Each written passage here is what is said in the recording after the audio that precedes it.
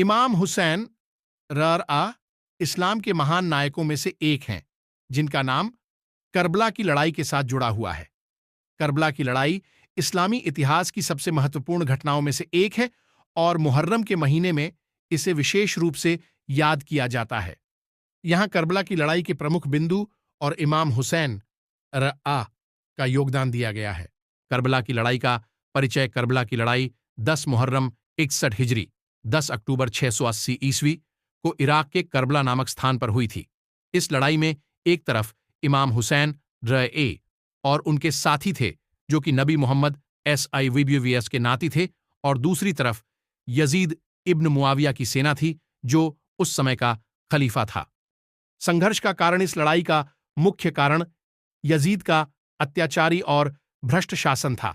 इमाम हुसैन रअ ने यजीद की बैयत वफादारी की शपथ करने से इनकार कर दिया था क्योंकि वह इस्लामी मूल्यों और न्याय की रक्षा करना चाहते थे।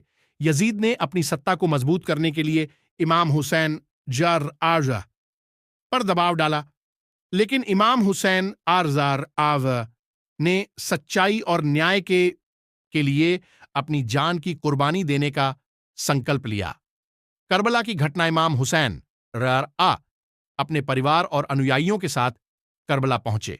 यहां उन्हें यजीद की विशाल सेना ने घेर लिया, उन्हें पानी तक पहुंचने से रोका गया और 10 दिनों तक इमाम हुसैन रअ और उनके साथियों को भूखा प्यासा रखा गया। अंततः 10 मुहर्रम को इमाम हुसैन रअ और उनके अनुयायियों ने यजीद की सेना के खिलाफ जंग लड़ी। इमाम हुसैन रअ और उनके साथियों ने बहादुरी से लड़ाई लड़ी, लेकिन वे सभी शहीद हो गए। शहादत और विरासत इमाम हुसैन रअ की शहादत इस्लामी इतिहास में एक महत्वपूर्ण घटना है। उनकी कुर्बानी ने इस्लामी मूल्यों, न्याय और सच्चाई की रक्षा का प्रतीक बना दिया। मुहर्रम के महीने में उनकी याद में मुस्लिम समुदाय विभिन्न धार्मिक और सामाजिक गतिविधियों का आयोजन करता है।